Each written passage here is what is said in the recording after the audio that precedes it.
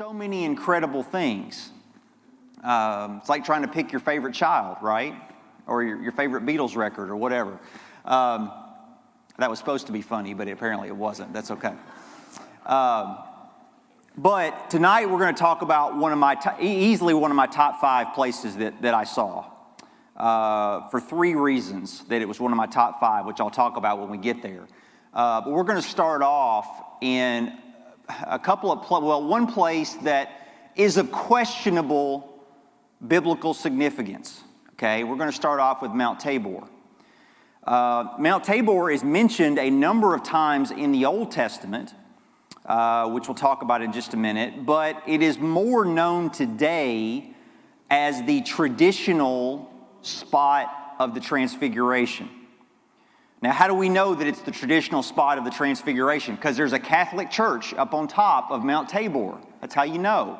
Okay, you just wander around Israel and you find a Catholic church, somebody believes something happened there, right? Okay, it's a little bit of an exaggeration, but not too much. But it's mentioned a number of times in the Old Testament because it is in the Jezreel Valley, which we talked about last week. Megiddo is on kind of one end of the Jezreel Valley, Mount Tabor kind of on the other end. Here's a map. Last week we talked about Megiddo down here in the southwestern side of the Jezreel Valley. So just to kind of set your bearings, there's Mount Carmel. Here's the Mediterranean Sea on the left here on the western side. You got the Sea of Galilee up here on the northeast, the Jordan River. There's Megiddo that we looked at last week. Here's the Valley of Jezreel. And then you've got Mount Tabor. So we're in the southern part of Galilee, Mount Tabor, again on the kind of northeastern side. I think on one of these slides I had like northwestern or something written. So if you see that, just ignore it. I just wrote it down wrong. There it is, northwestern end. No, it's on the northeastern end of the Jezreel Valley. But it's an isolated mountain. There's nothing right around it. It's not like a mountain range. But, calling it a mountain might be a little bit of a stretch. It's more like a hill. Okay, it's 1,800 feet above sea level, but it's not terribly large, not terribly significant to look at. Okay, but it is mentioned in the Old Testament 11 times, and I've got those kind of listed here. You've got in Joshua 19, where Joshua talks about the tribal lands from Zebulun, Issachar, and Naphtali that all bordered Mount Tabor. So mentioned as a kind of geographical marker of where the tribal lands, the tribes allotted to the sons of Jacob, that those 3 all bordered Mount Tabor. Now, last week we talked about in the Valley of Jezreel the significance of Deborah the judge in Barak in the Valley of Jezreel. Well, kind of coming back to Deborah and Barak with Mount Tabor, this is the location where Deborah tells Barak to gather an army, that God had commanded to gather an army. That happened on Mount Tabor. And then Barak descends from Mount Tabor with his 10,000 men to do battle against Sisera. So again, that happens on Mount Tabor. Tabor is also mentioned in Judges 8, conversation between Gideon and 2 men he has captured in battle. Now, if you remember last week, we talked about in the Valley of Jezreel that Gideon and his army of 300 fought in the battle in the Valley of Jezreel. So again, Mount Tabor on the edge of the Valley of Jezreel. And so you have a conversation happening between Gideon and 2 men that he captured on Mount Tabor. A few more things. Tabor is mentioned in 1 Chronicles 6. Its elevation is mentioned or is referenced in the 89th Psalm. Jeremiah compares it in Jeremiah 46 to Mount Carmel. And then Hosea uses the phrase net spread out on Tabor to indicate God's judgment on the idolatrous practice of the priests. Now, here's where we get to why Mount Tabor is a destination at all today, in that it is the traditional site of the Transfiguration. It's never mentioned in the New Testament. Okay, it's never mentioned in the New Testament explicitly. Matthew, in his account of the Transfiguration, simply says that preceding the Transfiguration, that they went to a high mountain. That's all it says, okay? Now, the two sites that are most often offered up as possibilities for the Transfiguration are Mount Hermon, which is a mountain. It is 9,200 feet above sea level. Now, that's a mountain, okay? And Mount Tabor. There are some others that are mentioned. You know, if you really dig into archaeology and study of the surroundings, the other possibilities, but the two that get mentioned the most are Mount Tabor and Mount Hermon. And just to kind of build on this, in Matthew's account, Matthew says that, the beginning of Matthew chapter 17 says, after 6 days, Jesus took Peter, James, and John up to a high mountain. Now, what is super important in studying Scripture? Context, right? So if you just read after 6 days, well, 6 days after what? Well, in the preceding chapter, in Matthew chapter 16, they are in Caesarea Philippi. Now, we talked about Caesarea last week, but we talked about Caesarea Maritima on the Mediterranean. Caesarea Philippi, very different place. We'll talk about that in just a minute, okay? Caesarea Philippi is about as far north as you can go in Israel, okay? And it's right beside Dan, which we're going to talk about Dan later tonight. Dan was the geographical marker given numerous times in Scripture as the northernmost point in Israel, okay? So Caesarea Philippi is north of, well north of the Sea of Galilee, and it's right next to Mount Hermon. Okay, now Mount Hermon is, to get to the peak is less than 20 kilometers today. To get to the peak of Mount Tabor, again, a hill, it's about 80 kilometers. Now, could they have walked that in 6 days? Yes. I mean, they could have walked that in 6 days, but it's a long way, okay? It's a long way. And just to give you, again, some idea from the geography, so again, let's set the context here. You've got the Sea of Galilee here now at the bottom of our map. So in the last map I showed you, it was at the top. Now we're at the bottom. Now you see what you've got just below the Sea of Galilee is Mount Tabor. That's what we're talking about, okay? Now where is Caesarea Philippi? Well, it is all the way up here, okay? And you see Caesarea Philippi, there's Mount Hermon. Now Mount Hermon kind of spreads out, okay? Whereas Mount Tabor is just this one singular hill, Mount Hermon spreads out, okay? So that little point is the peak, not the whole mountain, all right? So you've got Caesarea Philippi here, Mount Hermon to the northeast of Caesarea Philippi. This particular map is showing what the journey would have been like if the Transfiguration took place on Mount Hermon. So you see the lines? So it goes from Bethsaida to Caesarea Philippi to Mount Hermon, and then after the Transfiguration, they are in Capernaum. So this would have been the route. But you see how the route would have changed if they had gone from Bethsaida to Caesarea Philippi all the way down to Mount Tabor and then back to Capernaum. That's how the route would have been different. All of this is to say, we don't know where the Transfiguration took place. We don't know. And, in this life, I don't think we're ever going to know because there's no archaeology that you're going to do that's going to be done that's going to tell us where it happened. Okay? Does that make sense? We don't know. We don't know where it happened. Okay, this is Mount Tabor. Again, I see stuff like this all the time in Percy Warner Park. I mean, this does not look like a mountain, right? But this is it. This is Mount Tabor. Not a great picture taken from a moving bus, but I did the best I could. There was no time to sightsee standing away from Mount Tabor. Here, let's have a sightseeing view of Mount Tabor. Now, this is from the bus. But this is Mount Tabor. Now, as you're going up, you get some incredible views, though. This is from the bus. I'll tell you when it stops being from the bus. But this is the view of the Jezreel Valley. So you get some great views of the Jezreel Valley. Again, we went in the wintertime, in December, January, beautiful, lush, green, area in the Jezreel Valley. This is actually not from the bus. This is from kind of the other side of the mountain. This is a picture with Mount Gilboa in the background, okay? Mount Gilboa is also in Scripture. Not intending to go off on that tangent tonight, but look up Mount Gilboa. There's some significant things that happen there. But I wanted to show this just briefly. I have had the privilege of going to Hawaii twice. And one of the most surprising things about going to Hawaii is that there are chickens everywhere. Anybody ever been to Hawaii and seen all the chickens? I mean, there are chickens everywhere because all the predators that would kill the chickens are gone. So there's chickens everywhere. Well, in Israel, there are cats everywhere.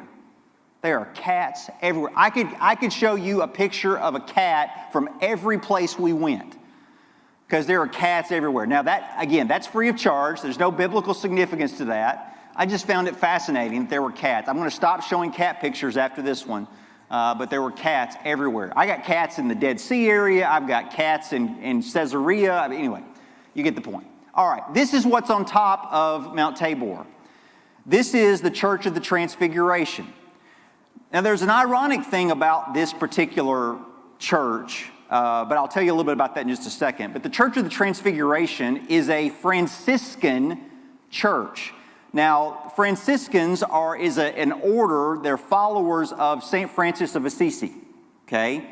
But most Franciscans are from the Catholic Church, okay? So again, this is not intended to be a study of the Franciscans and the Catholic Church, but when I refer to it as being a Catholic church, it is a Franciscan church, but from the Catholic order, okay? This particular building that you're looking at was built in 1924. Now, it was built upon the ruins of multiple other churches and cathedrals that were on top of Mount Tabor. Again, none of that is relevant to Scripture, but you know, all built here because of the belief that this is where the Transfiguration happened. Now, here's the irony behind this building. If you notice, Stephanie, I'm doing it again. I'm pointing at the back. If you notice that on this building, it has kind of 3 towers on the building.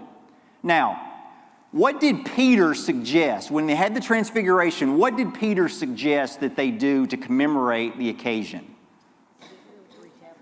Let's put 3 tabernacles. Let's put 3 tents up to commemorate Jesus and Moses and Elijah. Now, he was never like directly rebuked, but as soon as he got that out, God started speaking, and that kind of ended that conversation, right? Well, the Franciscans decided we'll just build it for him.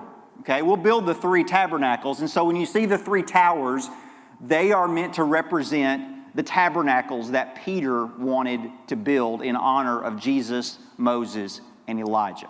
Okay, and so I put this up here. Here's the direct text from Matthew 17. Peter said, "Lord, it is good that we were here. If you wish, I will make 3 tents here, one for you, one for Moses, and one for Elijah."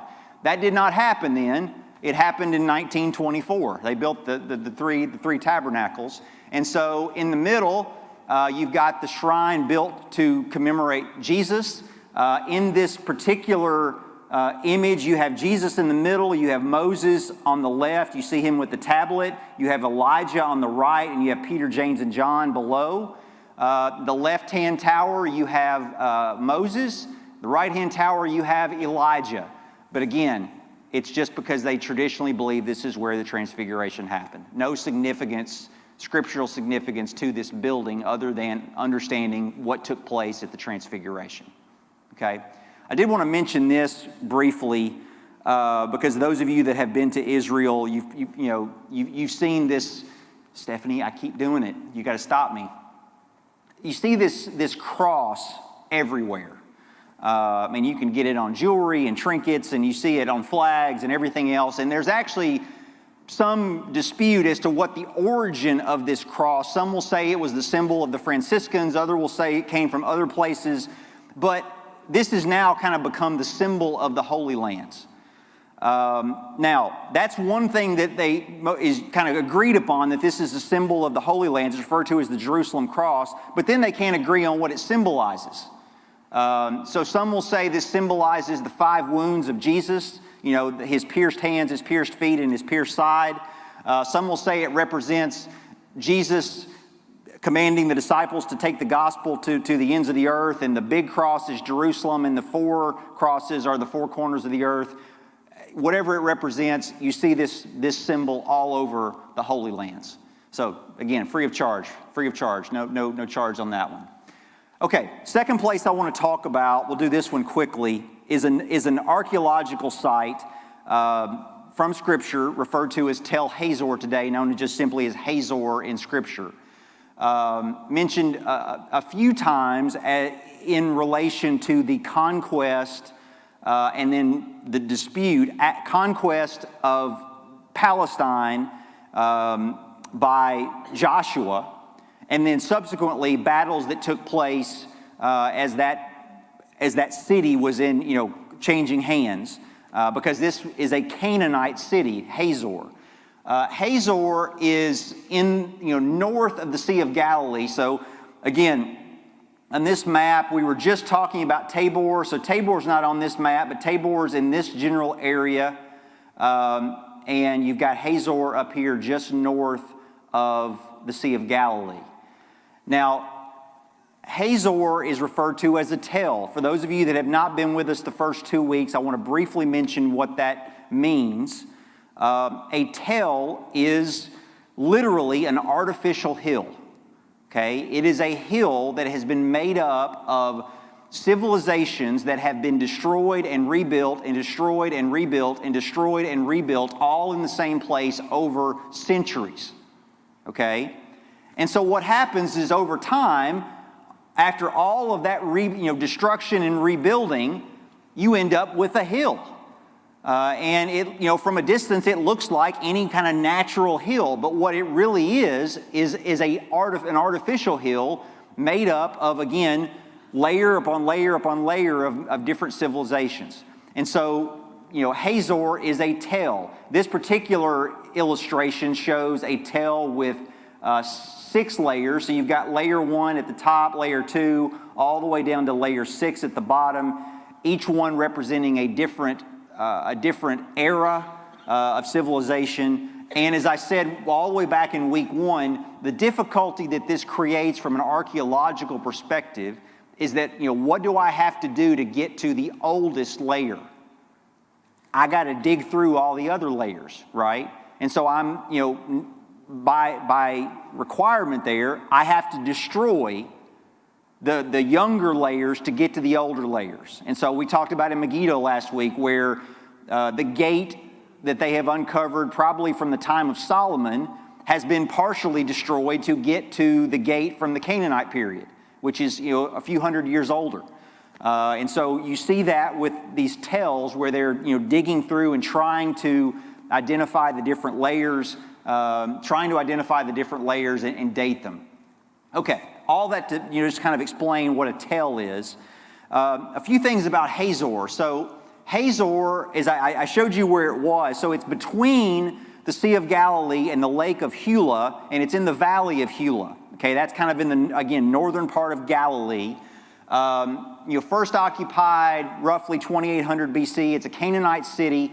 But you see Hazor mentioned in Israel's conquest of Canaan. So you've got mentioned numerous times in the book of Joshua, where you've got Jabin, the king of Hazor, that called upon other Canaanite kings to meet Joshua at Hazor, so to meet in battle.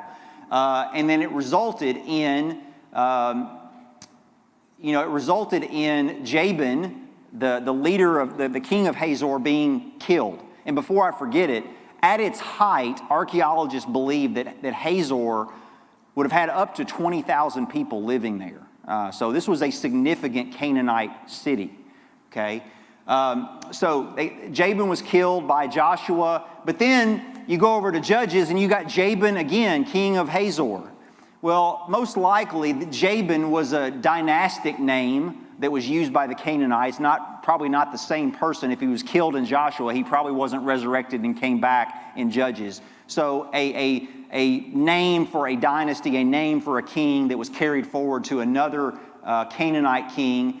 The most prominent, from my perspective, reference to Hazor outside of the conquest of Canaan by Joshua is a mention of it being one of the cities that was especially fortified by Solomon during his reign. Now last week we talked about Megiddo. Megiddo was one of those cities that was fortified by Solomon. But also in the same mention, Hazor was also fortified by Solomon. So it was one of those cities that was especially fortified by Solomon. And then the last time that Hazor is mentioned is in the fall, during the process of the fall of what became known as the northern kingdom to Assyria. Hazor fell to Assyria in 732 BC, and you can read about that in 2 Kings. So in the time of the divided kingdom, when Assyria ultimately took over the northern kingdom, Hazor fell, as mentioned, is one of the cities that fell to Assyria in 732 BC.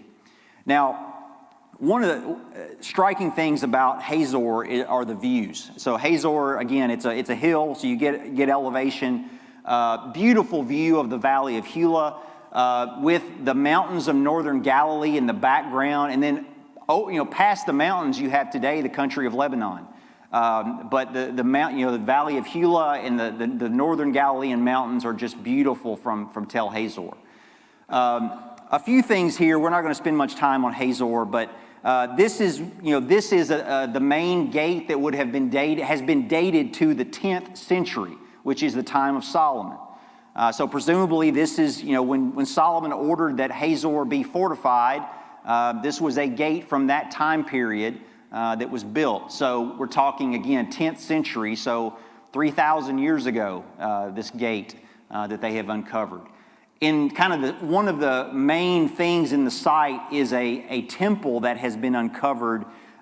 This is much older than the gate that I just showed you. This is from the 13th or 14th century, which would mean this was a temple of the Canaanites. So this would have been a Canaanite temple, because this again was a Canaanite city.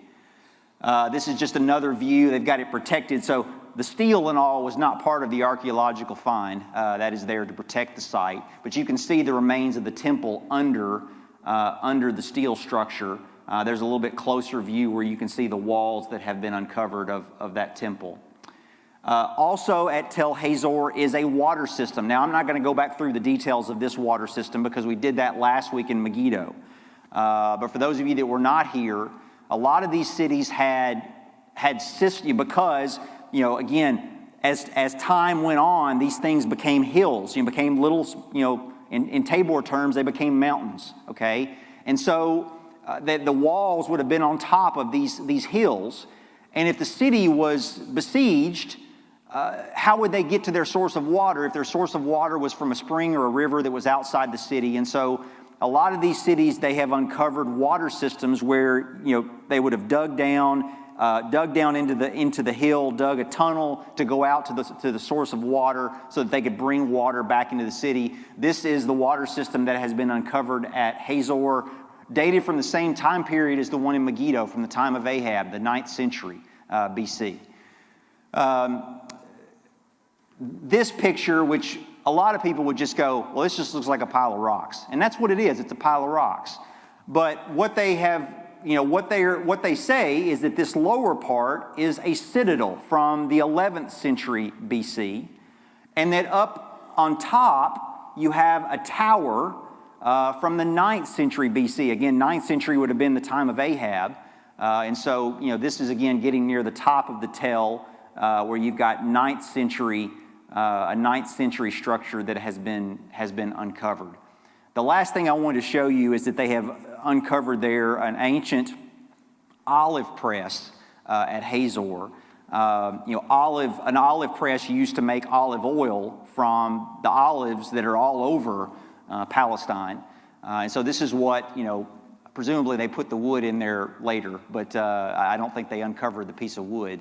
But this is what the olive press would have looked like with a wooden bar there in order to press the olives to get the oil out to make olive oil, something that's well known from this area. So that's Tel Hazor. All right, the last thing I want to cover, which is, again, if you were to ask me what was your favorite thing you saw in Israel, Dan would be in my top 5. And Dan, not only in my top 5, but Dan is an important archaeological site for, confirming a very significant thing that's in Scripture that is debated by those that want to debunk the Bible. Okay, so Dan is a very, very important site, and I'll tell you about that reason in just a minute. But there's also been two things that have been uncovered at Dan that, that are incredible. They're incredible that, one definitely ties to Scripture, one possibly ties to Scripture, but are incredible things to see at Dan. So where is Dan? So I mentioned before that Dan is well to the north. So in this map, I've barely got the Sea of Galilee on this map, okay?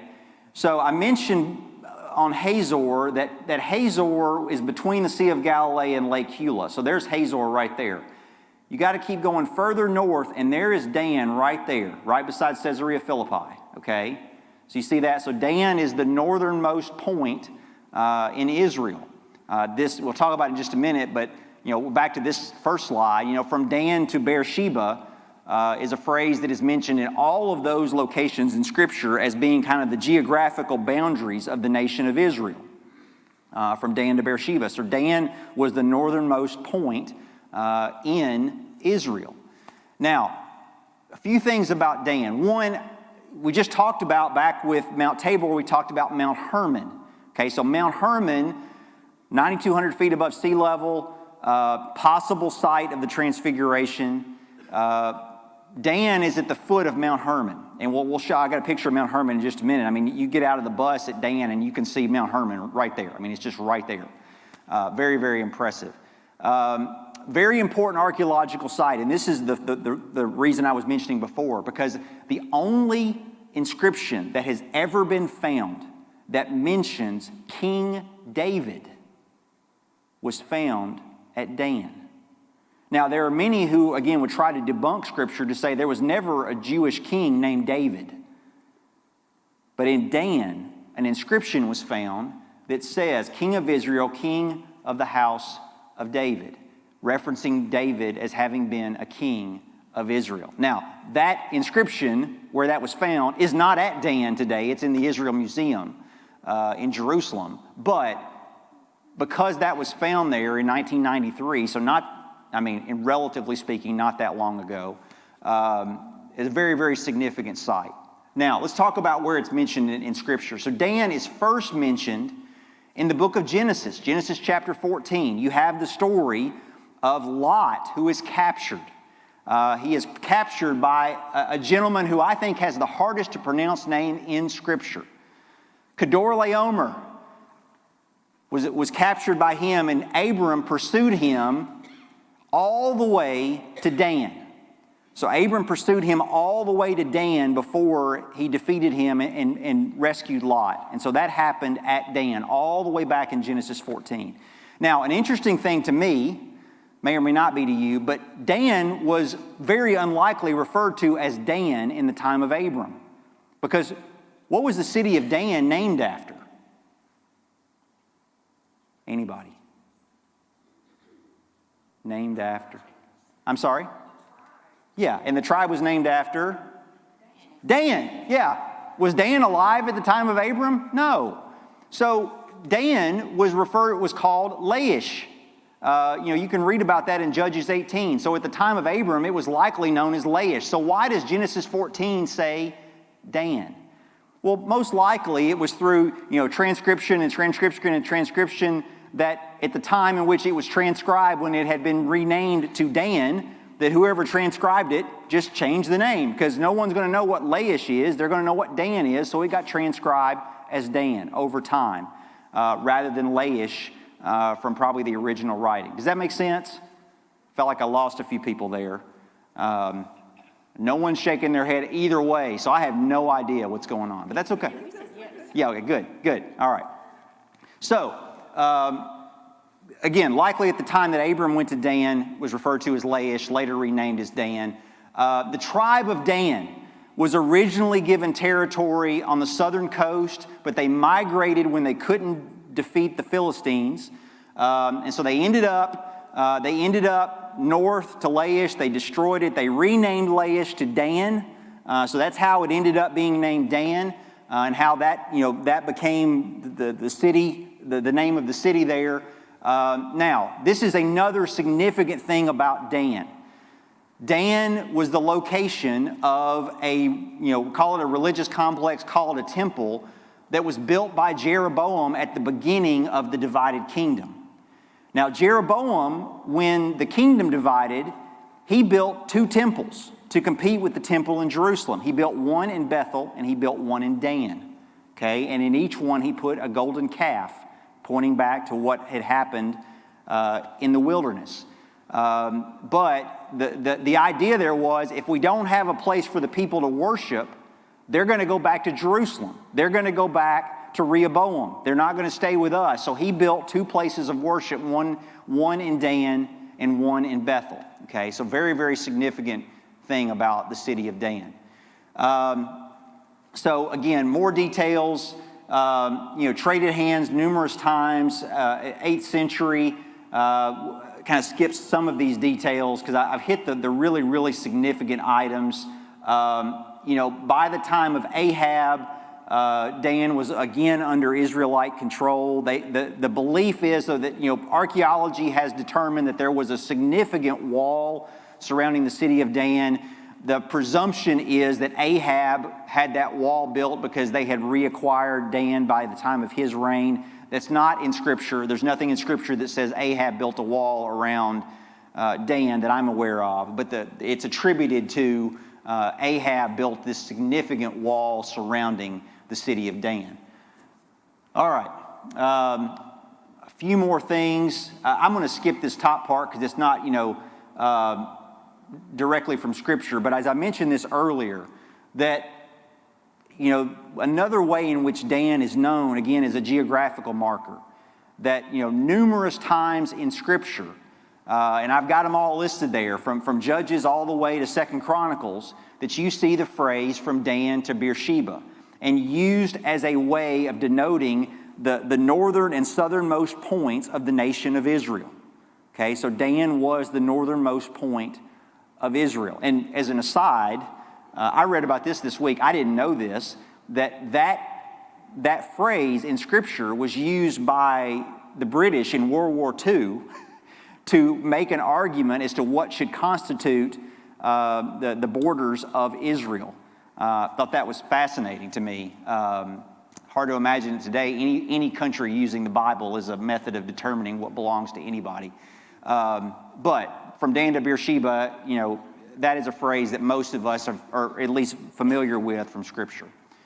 Okay, so starting off, a few things kind of outside of the city of Dan. So this is a picture of Mount Hermon. Now, as I said, this is a mountain, right? This is not a small hill. This is a mountain, okay? 9,200 feet above sea level. Much of the year, the peaks are covered in snow. The important thing about the snow is that the snow from the peaks of Mount Hermon is what feeds the 4 tributaries that make the Jordan River. So if you wonder where did the Jordan River come from, it comes from the snow melting on top of Mount Hermon, coming down and feeding 4 tributaries that go into the Jordan River. Now, the most significant of those tributaries is right beside the city of Dan, and that is the Dan Springs. 1/3 of the Jordan River is fed by the Dan Springs. Okay, so if you're ever able to go to Dan, or those of you that have been there, when you're walking to the city, the archaeological site, you're walking through kind of a nature preserve, and you wind your way, back and forth across the Dan Springs. So here it is at one point where you see they've built kind of concrete on either side. Here is where it looks much more like a river, but again, this is the tributary that supplies 1/3 of the water to the Jordan River. Now, coming up to Dan, this picture is just a picture of the outer, quote, outer wall, but all of this has been reconstructed. Okay, so nothing that you're looking at right now was uncovered in this fashion. Okay, all of this has been reconstructed. So I'm only going to show you one picture of this. You've got a reconstructed wall, a reconstructed gate, all kinds of things that are kind of on the outermost parts of the Tel that they've uncovered rocks and they've piled them all up and said this is where the wall was. Okay, so that's not really, to me, something incredibly significant. All right. you don't really get to things that are significant until you get to the top of the Tel. And that is where you find the remains, most likely, of the temple of Jeroboam. Now, again, as I mentioned earlier, this is a significant thing that happened at Dan. And this is the passage where you can read about this in 1 Kings 12, where Jeroboam said, I'll paraphrase, I'm not going to read this to you. You guys can read it for yourselves. But, Jeroboam was like, we need to compete with Jerusalem, right? We need to compete with Jerusalem. So we're going to put a place of worship in Dan. We're going to put a place of worship in Bethel. And made 2 calves of gold. And you have gone up to Jerusalem long enough. So we're going to compete with Jerusalem. So Jeroboam built 2 religious structures, religious complexes, temples, whatever you want to call them, and placed 2 golden calves, 1 in each place, as places of worship. Okay? Well, this is possibly that religious complex, that temple, that place of worship that is in Tel Dan. This is definitely a religious complex, and this is dated to the time of Jeroboam. So, between the 10th and the 9th century BC, at the time of the divided kingdom, we actually had a couple of folks on our trip who were archaeologists, and they both were like, we really believe this is the place. And so this is the site here, and this is kind of a narrow angle, but what you have here on the right is referred to as the bema. This is the upper place, so the upper part of the temple, and then down here on the lower left, this is the altar. Now, they have put a kind of metal scaffolding there to represent where the original altar would have been. Obviously, that is not original to the site, but is there for representation of where the altar would have been. So this is the altar site. This is the upper part of the temple. This is taken with a wide-angle lens just to show you more of the site. But again, this just tells me this stuff is real, right? When you read about that Jeroboam built these temples in Dan and Bethel, well, guess what? He really did. He really did. He really did build this structure. And so again, just something that just brings Scripture to life. And that's why, one of the reasons why this was such a significant place to me was something that I've studied about since I was little, in Sunday school, reading about the divided kingdom, and that is now right in front of me. It's right in front of me. This is where the golden calf would have been, okay? That's just really, really incredible. I wanted to show you this. I'm not going to show you many pictures of me, but just those of you that have never been, and I've talked about how a lot of these things, you can just walk right up and sit on it. And so this is the bema, the upper place of the temple, and this is just my dad and I sitting on the steps going up to it. Again, if this were in the U.S., you wouldn't be able to get within 100 feet of this, but pretty crazy that you can just go sit and ask somebody to take your picture. I found that pretty incredible. All right. Last thing I want to talk about, and then the night will be yours. So this is on the other side of the Tel. So it's hard to give you a perspective of how you get from one to the other. But this is referred to as the Abraham Gate. Now, this is a kind of a far-off picture just to show you the structure that has been built on top of it. And I talked to Bruce last week, who's seen this before. They began uncovering this in the 1980s, but Bruce said that structure's been up on top of it for a long time. But this is a mud brick gate that has been uncovered. Now, we've been talking about 10th century, 9th century, 8th century BC, so 800, 900, 1,000 years before the time of Jesus. This is 18th century BC, 1,800 years before the time of Jesus. This is mud brick, okay? This is not rock, this is not stone, this is mud brick that has been uncovered. This is a closer view of this gate. Now, again, it's referred to as the Abraham Gate. Why is it referred to as the Abraham Gate? Well, we don't know exactly when Abraham lived. I mean, many people have tried to put a chronology to Scripture, but when you get all the way back to Genesis, it's nigh to impossible to know exactly when things happened. But when you start talking about 1,800 years before the time of Jesus, you go, well, that could have been the time of Abraham. Now, I'm not saying it is, but, it could have been. Now, what happened that I just mentioned 10 minutes ago in the life of Abraham as it relates to Dan? Well, he chased Kedorlaomer all the way up to Dan to rescue Lot. And so why do they call this the Abraham Gate? Because the assumption was if this gate was there, when Abraham got to Dan, that Abraham probably went through it. Now, again, we don't know what year it was that Abraham got there, but just to know that this thing is 3,800 years old and is this intact. I stood there and just stared at this thing for like 20 minutes, and then the group was leaving, and I was like, I don't want to leave. I just want to keep looking at this thing because I cannot believe, how incredible this is, how intact it is. And none of this has been rebuilt. None of this has been rebuilt. This is as they uncovered it. But I'll leave you with this. This is what an artist, sculptor's rendition of what it would have looked like when it was whole. So you can see, it's not the whole thing, but it's pretty significant what they have found there from that gate. But that's why it's called the Abraham Gate. So that, along with Jeroboam's temple, and then knowing that this is where they found the inscription that mentions David, the king, from the house of David, this is just a significant site. It's a significant site from a biblical archaeological perspective. And it was one of those sites among many that strengthened my faith to see it. To go, you know what? There's a temple that's in Dan. And Scripture says that Jeroboam built one in Dan. And they found one. And it's there. And so that was just really, really, really incredible to me. So, anybody have any comments, questions? Anybody?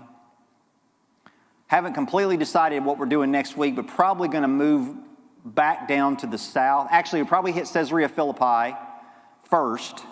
Spend a few minutes on that. There's not a ton to see at Caesarea Philippi, other than I can show you the temple where I fell and smashed my hand. But I can also show you the scar that I have on it from where I had it reconstructed.